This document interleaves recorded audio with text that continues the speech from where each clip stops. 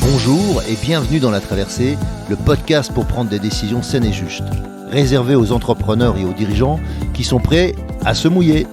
Je suis Hervé Franceschi, auteur, coach, conférencier, explorateur de la joie et aventurier de l'entreprise. 2 fois par mois, nous allons explorer ensemble, au travers de contes initiatiques et avec mes invités, comment traverser vos difficultés, vos incertitudes, vos moments de solitude et aussi vos réussites ou vos euphories. Mes invités, des sportifs de haut niveau, des start-upers à succès, des artistes reconnus, des dirigeants de grands groupes ou des personnes qui ont un parcours hors norme. À travers nos aventures, nous allons vous donner de l'énergie pour faire vos traversées.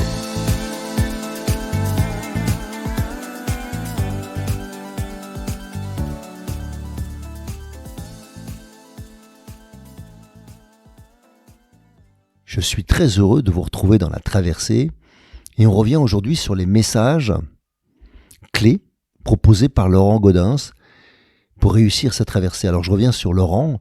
Laurent, c'était l'entrepreneur grand brûlé et souriant malgré son délit de sale gueule comme il aime lui-même se définir. Alors je voudrais vraiment qu'on prenne le temps dans cette émission, de prendre du temps avec nous-mêmes. Un des sujets principaux, c'est d'être nous-mêmes. Et donc j'utilise pour ça une phrase de Jean-Jacques Rousseau qui nous dit « L'essentiel est d'être ce que nous fit la nature. » L'essentiel est d'être ce que nous fit la nature. Et il poursuit « On n'est toujours que trop ce que les autres veulent que l'on soit. » On n'est toujours que trop ce que les autres veulent que l'on soit. Évidemment, c'est du vieux français. Plus je suis ce que je suis et plus c'est évident pour les autres. Et plus on peut définir son style. Et les autres attendent que vous fassiez votre style, un peu comme quand vous allez voir quelqu'un que vous aimez, en spectacle par exemple, eh bien vous attendez qu'il vous fasse ce que vous aimez de lui ou d'elle. Moi j'utilise une technique qui s'appelle « aggrave ton cas » pour mieux définir votre style. Donc faire davantage de ce que vous faites pour qu'en fait on valide votre style et puis deuxièmement que je puisse vous dire si vous en faites trop ou si vous en faites pas assez. Et la deuxième citation qui va nous accompagner pendant ce temps du podcast d'aujourd'hui, c'est « La gratitude peut transformer votre routine en jour de fête. » La gratitude peut transformer votre routine en jour de fête. Et la vie t'a offert 86 400 secondes aujourd'hui. La vie t'a offert 86 400 secondes aujourd'hui. En as-tu utilisé une seule pour dire merci? Voilà ce que nous propose William Arthur Ward. En as-tu utilisé une seule pour dire merci? Alors dans cet épisode, je vais vous parler de la puissance de la bonne humeur et du sourire dans la vie. Voilà, pour revenir là-dessus. D'oser avoir une vie épanouissante, comme nous propose Laurent Gaudens. De la puissance de la reconnaissance. D'être accompagné, et puis si ce n'est pas le cas, d'oser demander de l'aide. Et puis de préparer son mental pour faire ses traversées, pour entreprendre l'aventure. Évidemment, nous finirons par un conte en conclusion, tiré du livre 4 saisons pour trouver sa place dans ce monde, que vous pouvez toujours trouver actuellement sur Amazon, bien sûr, mais bientôt chez Très Daniel. Voilà. Eh bien alors, je vous propose qu'on commence. La puissance de la bonne humeur et du sourire dans la vie. Alors, qu'est-ce que ça vous dit? Quelles sont les situations de vie dans lesquelles vous vous êtes retrouvés, dans lesquelles la bonne humeur vous a sauvé la mise? J'étais dernièrement en train de donner une conférence pour une société dans l'Est de la France et la personne m'a choisi parce qu'elle m'a dit « J'aime le fait que vous souriez et qu'à chaque fois qu'on a parlé ensemble, vous souriez. » Et c'est ce que je demande à mes gars, de sourire à leurs clients. Et quand ils le font, je vois bien que globalement, le business est meilleur. Donc le sourire. Mais plus que ça, la bonne humeur. Donc chacun de nous, on fait ce qu'on peut avec notre état d'être. Mais pour moi, le délit de sale gueule n'est pas autorisé, entre guillemets. À savoir, vous avez la tête que vous avez. Ça dépend pas de vous, ça dépend plus de vos parents et peut-être de la vie, de ce que vous avez vécu. Mais par contre, la tête que vous faites, ça dépend de vous. Et donc, je me suis toujours rappelé de ça, que ça dépend de moi, ça. Et j'ai décidé, ça m'est arrivé plus jeune, ma mère est décédée quand j'étais jeune, et je me rappelle très bien avoir dit juste après l'enterrement que quoi qu'il arrive, j'allais être heureux dans cette vie. Et voilà, de trouver un moyen pour que, à l'intérieur de vous, à l'intérieur de chacun d'entre nous, eh bien, l'humeur, ça se sent, hein, c'est une odeur, l'humeur, eh bien, ça soit une bonne humeur, voilà. Plutôt que vous envoyez vos odeurs plus ou moins sympas. Eh bien, en fait, pour revenir au sourire, moi, c'est une de mes techniques quand c'est rare que je me lève du mauvais pied, mais ou que j'ai vraiment une journée que certains pourraient caractériser de, entre guillemets, de merde. Moi, c'est rare d'être dans ces états-là, mais les rares fois où ça m'arrive, et je me rappelle une fois où je m'étais engueulé avec ma femme, et je conduisais, et voilà, on était très en retard pour aller chez mon meilleur ami, et j'étais excédé qu'on soit en retard, me sentant pas responsable de ce retard. Mais après, on était en plus dans les bouchons, enfin bref, des choses qui avaient rien à voir avec ni elle ni moi, mais il n'empêche que j'étais énervé. Et j'arrivais pas bien à me calmer, et je sentais que j'allais arriver, parce que j'arrivais, c'était pour l'anniversaire de ma filleule, la fille de mon meilleur ami, et je me rappelle très bien, je suis sorti de voiture à un feu, j'ai garé la voiture, et j'ai quitté le véhicule en laissant ma femme dans le véhicule, en lui disant que j'avais besoin de marcher, quoi.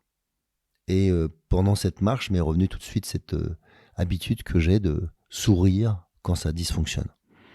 Et donc de faire 10 sourires, c'est ce que je propose dans mes coachings en général, de faire 10 sourires entre le point d'où vous partez et peu importe où après. 10 sourires. Et toujours, il se passe un truc extraordinaire, c'est qu'avant le 10e sourire, en général, vous avez un sourire qui vaut 1000 fois le vôtre. Et là, ça n'a pas raté. Je ne sais pas exactement si c'était le 6e, le 7e, mais j'ai vu une dame qui faisait la manche. Et quand je lui ai souri, j'étais pas les premiers sourires, parce que je pense que j'étais pas très bon pour les premiers sourires. Mais au bout du 6-7e, je commençais vraiment à sourire. Mais peut-être qu'il me manquait le relâchement intérieur. Et elle m'a souri. Et elle était au sol, donc sur le pavé. Et je me suis abaissé, je me suis mis à son niveau. Et on s'est souri mutuellement. J'avais rien à lui donner, j'avais pas d'argent. J'avais tout laissé dans la voiture. Pas de téléphone, j'avais rien. Et voilà, je lui ai juste dit bonsoir. Et je l'ai remercié profondément de m'avoir souri comme ça, parce que ça m'a remis d'équerre.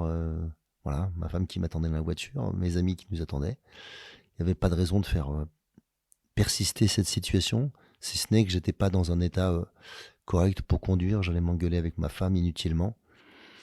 Donc cette femme, celle qui était au sol, m'a permis, grâce à ce sourire, de revenir dans le moment présent, de revenir dans mon état émotionnel, de gérer mon état émotionnel. Voilà, donc la force du sourire. Je suis sûr que vous avez aussi des histoires. Si vous avez envie, vous avez le droit de m'écrire. Comme d'habitude, vous pouvez, sous le podcast, vous avez toutes les informations.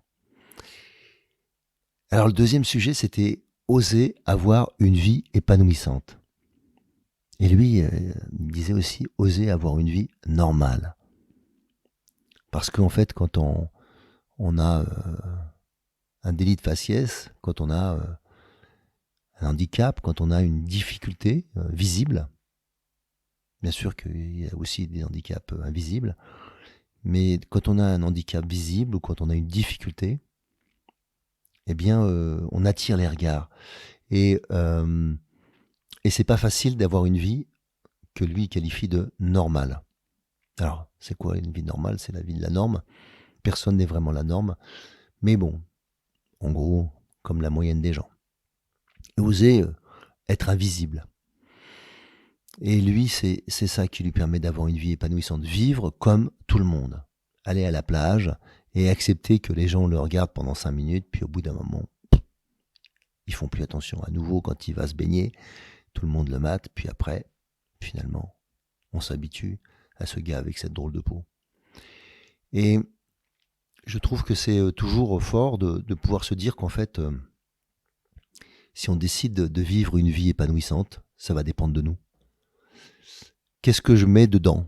Qu'est-ce que je mets dans mon activité ? Qu'est-ce que je mets dans mon quotidien ? Qu'est-ce que je mets dans mes relations ? Qu'est-ce que je mets dans mon humeur, par exemple, pour que tout ça devienne épanouissant. Alors chacun de nous pourra avoir une liste différente de ce qu'est être épanouissant. S'épanouir. Oser s'épanouir. Alors, acquérir la plénitude de ses facultés physiques ou intellectuelles, on pourrait dire simplement être bien dans sa peau, bien dans son corps, bien dans sa vie. Donc chez certains, pour certains, ça sera s'ouvrir, pour d'autres, ça sera créer, pour d'autres, ça sera donner, pour d'autres, ça sera vivre en gratitude, transformer, je sais pas, ses passions, explorer ses passions, se relier aux autres, vivre une vie spirituelle, passer du temps avec des personnes qui vous inspirent ou qui vous guident. Voilà, je sais pas, chacun de vous pouvez faire votre liste. Mais c'est important de prendre le temps de savoir ce qui nous épanouit, à la fois professionnellement, bien sûr personnellement en tant que personne, et puis dans votre vie privée. Et aussi de penser à poser ces questions. J'aime bien poser cette question aux gens avec qui je travaille. Qu'est-ce qui t'épanouit ? Dans quoi tu t'épanouis ? Parce que souvent, c'est des sources de puissance et c'est des sources de potentiel, parfois non exploité. Souvent non exploité. Alors le terme exploité n'est peut-être pas le bon terme, mais dans le sens que voilà, c'est comme une mine dans laquelle je viendrai découvrir des diamants, des pierres précieuses. Oser s'épanouir. Oser avoir une vie épanouissante quand tout semble pas mis en place pour que ça fonctionne. Le troisième sujet, c'était de la reconnaissance. Ah, la reconnaissance, la demande la plus forte de l'entreprise. Et je m'aperçois souvent qu'en fait, quand on parle de reconnaissance, on ne comprend pas bien ce que c'est. Reconnaître, se connaître à nouveau. Donc, quand on demande de la reconnaissance, ça veut dire qu'on nous demande qu'on nous reconnaisse, nous. Nous, en tant que personne, et cette personne-là en particulier. Et pas le rôle seulement que je joue, mais la personne qui joue le rôle. Et donc, dans l'entreprise, c'est souvent la plus grande demande. Et quand je n'ai pas de reconnaissance, bien sûr que je demande toujours de l'argent. Ça ne veut pas dire que si j'avais de la reconnaissance, je n'aurais pas besoin d'argent. Ça, c'est un autre sujet. Mais en tout cas, ce qui fait que je suis plus exigeant encore sur le salaire, c'est que j'ai pas de reconnaissance. La reconnaissance, elle peut être multiple, bien évidemment. Elle peut être simplement de reconnaître la personne qui fait le travail, qui vous aide à accomplir les choses. Mais ça peut être aussi de reconnaître qui elle est, d'apprécier qui elle est, d'aimer la personne qui elle est. Donc, oser dire, j'aime qui tu es en ce moment, la personne que tu es là, particulièrement me touche. Voilà, c'est reconnaître une capacité, une particularité, une aptitude. Voilà, tout ça, c'est du potentiel qu'on peut faire évoluer, faire fructifier, si on veut changer du mot exploiter. Alors, reconnaissance, c'est aussi une opportunité de parler d'amour. Donc, en entreprise, c'est pas le sujet numéro 1, mais au fond, la majorité des gens ont besoin d'amour. Quand je dis la majorité, je pense tout le monde. Et si on avait davantage d'amour, bien sûr que ça serait plus simple. Si, à défaut d'amour, peut-être d'amitié. Reconnaissance, pour moi, qui est le ciment, c'est d'ailleurs une de mes conférences qui s'appelle le ciment ou le fromage de l'entreprise. C'est ça, quand il y a des trous et des bosses, on ne sait pas très bien comment ça fonctionne. Certains ont beaucoup de reconnaissance, d'autres pas du tout. Pas tout à fait justifié des fois complètement justifié. Donc la reconnaissance, c'est tout un programme. Oser reconnaître les autres, reconnaître, c'est-à-dire les valider en tant que personne, les valider en tant que fonction, les valider en tant que, que potentiel aussi. Et si on obtient beaucoup de reconnaissance dans la vie, on augmente sa confiance, on augmente son estime de soi, bien évidemment. Et donc on travaille sur les capitaux de base du bon fonctionnement d'une personne, parce qu'elle s'estime. Au préalable, elle s'aime, elle s'estime et elle a confiance en elle. Et l'expérience augmentant, la confiance croît. Bien sûr que la reconnaissance, je ne vois pas d'inconvénient à la reconnaissance. Je ne crois pas que si on gagne en confiance à cet endroit-là, on est trop, on se la joue trop, voilà. Mais simplement prenez conscience si vous ne reconnaissez pas les gens, non seulement vous allez avoir de la frustration en face de vous, donc de l'énergie que vous n'avez pas envie de recevoir, mais deuxièmement, vous allez aussi baisser le niveau de motivation. Puis frustration et baisse de motivation cumulées, vous allez avoir des grèves, des dysfonctionnements, des exigences, puisqu'on passera de la demande à l'exigence. Donc il y a des moyens simples de rester dans un mode courtois, on va dire. Eh bien, c'est d'oser simplement reconnaître ce que l'autre fait, en quoi il m'aide. Et bien sûr, c'est oser dire aussi ce qui ne fonctionne pas, sans pour autant en faire des tonnes. Le quatrième sujet, c'était d'être accompagné ou d'oser demander de l'aide, si ce n'est pas le cas. Si vous n'arrivez pas à être accompagné, alors est-ce que vous demandez de l'aide ? Alors oser demander, c'est toujours quelque chose qui peut paraître simple, mais si on ne prend pas le temps, on finit par exiger.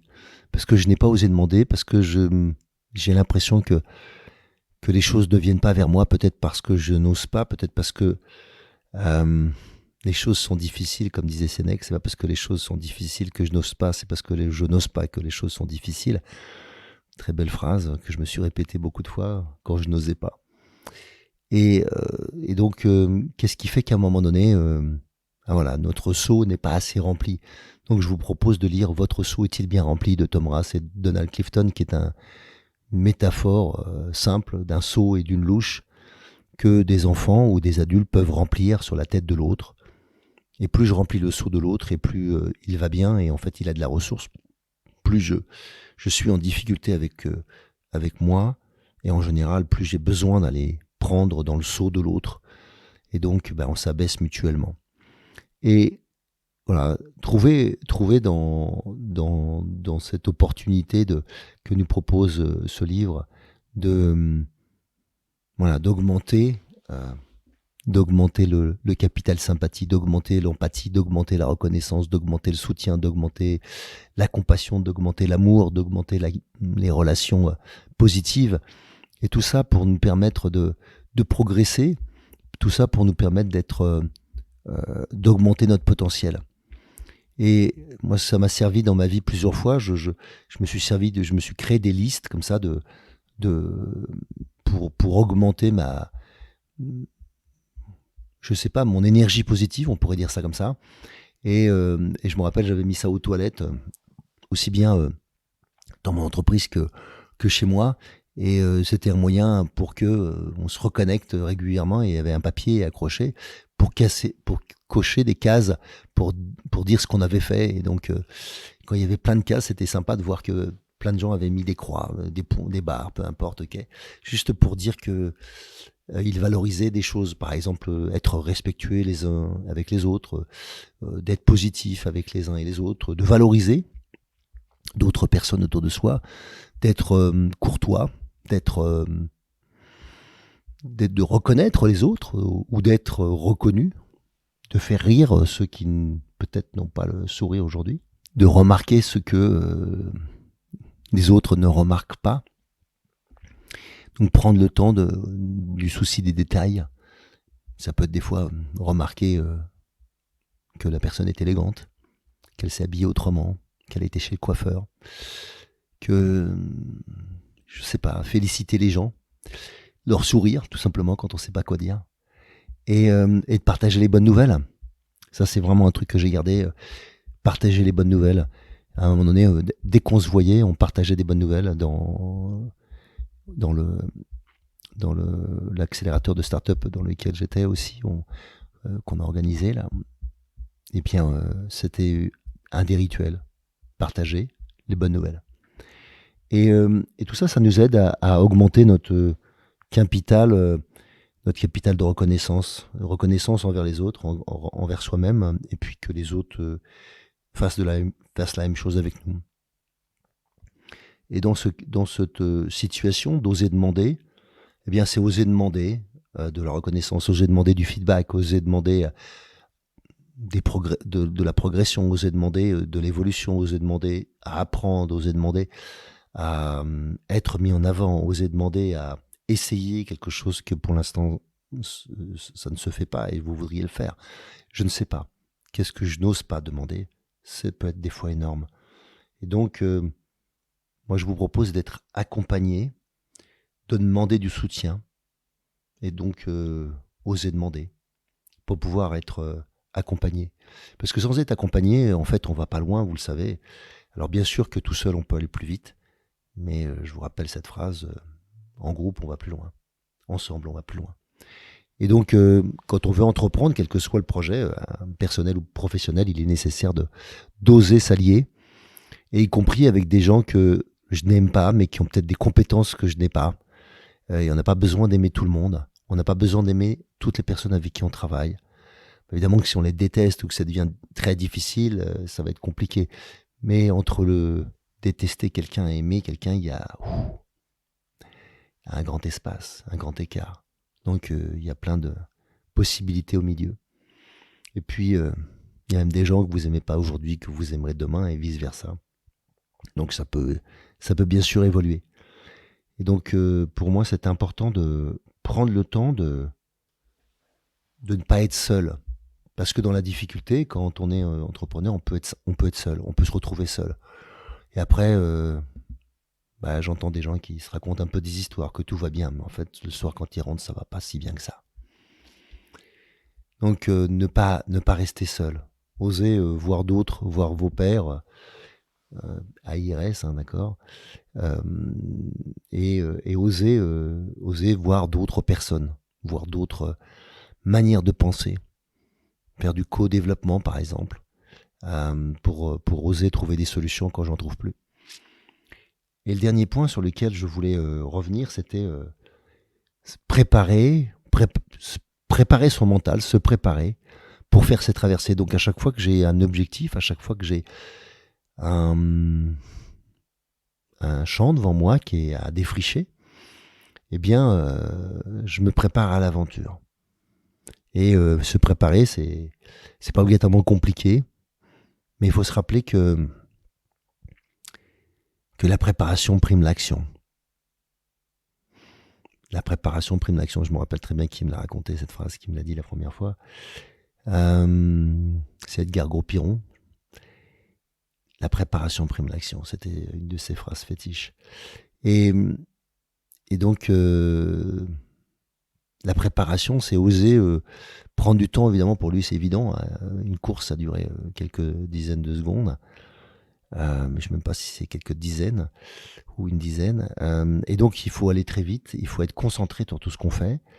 Et donc, ça veut dire qu'il faut avoir répété. Et donc, pour devenir un expert, il faut en gros 10 000 heures. Combien d'heures j'ai déjà passé à mon sujet?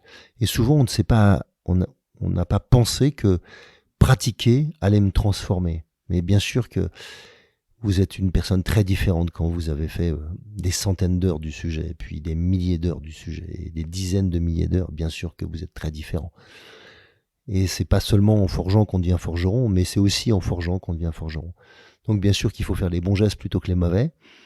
Il faut avoir la bonne attitude plutôt que la mauvaise. Mais pour pouvoir faire nos traversées, il faut aussi se préparer. Et souvent, je vois... moi, j'ai beaucoup de gens dans la prise de parole, notamment, et je m'aperçois à quel point les gens ne se préparent pas. Ils préparent leur contenu, et ils confondent l'auteur et celui qui va délivrer, le comédien, enfin celui qui est sur scène, celui qui va parler. Eh bien, ça n'a rien à voir. Je dirais, les gens viennent pas pour écouter l'auteur, ils viennent pour vous écouter vous. Et donc, quand vous parlez, il faut accepter d'être vu et entendu. Et pour ça, il faut accepter que il va falloir vous préparer. Préparer à ça. Préparer à être vu, à être remarqué, à être retenu. Y compris pour des choses que peut-être vous vous êtes trompé. Peut-être même que vous avez dit des choses fausses. Je parle même pas si vous avez été mytho. Donc il va falloir que vous acceptiez ça. Il va falloir que vous acceptiez aussi que peut-être aujourd'hui, sans avoir spécialement une salade dans vos dents, tout le monde a pu voir, je sais pas, j'en sais rien, que votre cravate est mal posée, si encore vous aviez une cravate, ou je ne sais quoi, un bas filet, pour vous mesdames, ou je ne sais quoi encore, peu importe. En tout cas, votre mise n'est peut-être pas exactement comme vous souhaiteriez. Et pour autant, ils peuvent vous écouter. Vous pouvez leur faire oublier tout ça. Si vous croyez à votre message, si vous croyez en vous. Et tout ça, ça s'apprend, ça se préparer mentalement, c'est-à-dire souvent se visionner, se voir faire, s'imaginer faire déjà, mais aussi se voir, oser s'écouter, oser se regarder, pas pour se critiquer, juste pour voir l'effet qu'on fait, s'habituer à soi, connaître ce qu'on fait, connaître son style, obtenir du feedback. Tout ça, c'est des moyens pour se préparer. Et plus vous allez vous préparer, et plus, bien sûr, que la performance pourra augmenter. Et après, on n'est pas obligé de faire tout pour être performant. Mais si vous êtes parti pour une traversée, eh bien, il y a une certaine forme de risque que vous prenez, ou un certain nombre d'opportunités. Ce serait dommage de rater les opportunités ou d'augmenter les risques par un manque de préparation. Donc c'est à ce titre-là que je vous invite à entreprendre l'aventure avec l'idée de se préparer. Alors, pour faire simple, souvent l'erreur, c'est de se préparer pour le truc le plus balèze. Non, il faut se préparer pour que tout ce qui soit avant soit facile. Pour que toutes les marches que je vais monter avant soient simples. Et plus ça c'est fait, plus ça veut dire que je n'ai pas utilisé d'énergie ou pas consommé d'énergie avant. Et plus pour la partie difficile, bien sûr que je vais me préparer aussi pour cette partie-là. Mais je n'aurai pas du tout la même préparation. Parce que la partie difficile, c'est quelque chose que, en général, je ne peux pas répéter. Donc il faut que j'ai de l'énergie pour ça. La partie facile, souvent, j'ai pu répéter. Peut-être beaucoup même d'ailleurs. Et la partie difficile, je ferai ce que je peux dans cette partie-là. Juste donner le meilleur de moi. Et souvent, ça peut être suffisant si vous avez suffisamment préparé votre traversée. Alors je voudrais finir par le conte Le philosophe et l'aveugle. Alors c'est l'histoire d'un aveugle qui a l'habitude de mendier. Et il a écrit sur son panneau « Aidez-moi, je suis aveugle ». Comme le panneau est assez clair, des gens passent à côté de lui. Certains ont pitié de lui et lui donnent une pièce. Ce matin-là, un philosophe passe. Il voit l'écriteau, il met une pièce dans le chapeau et il demande à l'aveugle s'il peut écrire quelque chose d'autre. C'est un écriteau à l'ancienne, vous savez, un peu comme ces ardoises que l'on utilisait autrefois à l'école élémentaire. Il y a une craie. Le philosophe retourne l'ardoise. Il n'efface pas vraiment l'ancien message, mais il écrit quelque chose d'autre. Il replace l'ardoise devant le mendiant et repart. En fin de journée, il rentre du travail, toujours à pied. L'aveugle, qui a reconnu de loin son pas, le stoppe avec sa canne et lui demande « Qu'est-ce que vous avez écrit ce matin ?»« Regardez mon chapeau, il est plein. Je crois que je n'ai jamais eu autant d'argent. » Alors le philosophe, en se mettant à genoux, lui répond « Rien qui ne soit pas vrai. J'ai réécrit la même phrase, mais d'une autre manière. » Il sourit et s'en va. L'aveugle ne sut jamais que sur son ardoise, il y avait maintenant écrit « Aujourd'hui, c'est le printemps, et moi, je ne peux pas le voir. » À stratégie différente, résultat différent. Et souvent, on oublie dans la vie que la pitié, ça vous coupe des autres. La compassion, ça vous permet d'être aimé ou de les aimer. Et donc, si je change cette stratégie de pitié à je développe de la poésie, j'offre quelque chose, je peux permettre que la compassion soit là. Et en conséquence, que j'ai envie de donner. Alors souvent, on fait l'erreur de, quand la stratégie n'est pas bonne, on en oublie en fait ce qu'on désire. Il faut garder le désir en vous et puis adapter votre stratégie pour que ça aille mieux avec le temps. L'idée souvent c'est d'apporter quelque chose aux autres. Ici c'est de la poésie mais ça pourrait être du chant, en tout cas quelque chose d'autre que de la pitié. Et lorsque les choses iront mieux pour vous j'entends, alors osez transmettre votre enthousiasme et votre stratégie à toutes les personnes qui, selon vous, mériteraient aussi de voir le printemps, leur printemps. Même si parfois c'est difficile. Et si vous le pouvez, faites-le avec toutes les personnes qui manquent de sourire, parce qu'un sourire, vous le savez, permet à chacun de voir un monde meilleur. Voilà. Et moi, dans ma tête, j'ai un sourire de Laurent. À bon entendeur, salut. Si vous aussi vous vivez une traversée et souhaitez être soutenu pour arriver à bon port, alors embarquons ensemble. Je vous invite à postuler à mon programme d'Ultimate Coaching, un accompagnement personnalisé de haut niveau sur mon site hervéfranceschi.fr/Ultimate Coaching. Ce programme s'adresse aux dirigeants et aux entrepreneurs désireux de se dépasser avec fluidité et simplicité. Par exemple, pour se préparer mentalement comme un sportif de haut niveau, ou bien pour être plus présent à soi et à son corps, ou encore pour développer performance, inclusion et bien-être dans votre entreprise. Et enfin, exploser les plafonds de verre qui vous empêchent d'atteindre votre potentiel. Et bien sûr, si vous aimez ce podcast, favorisez sa diffusion en lui donnant 5 étoiles, j'ai bien dit 5 étoiles, sur Apple Podcast ou votre plateforme de podcast préférée. Et surtout, abonnez-vous pour ne manquer aucun épisode. Dans cette traversée, sortez vos cirés, ça va rincer.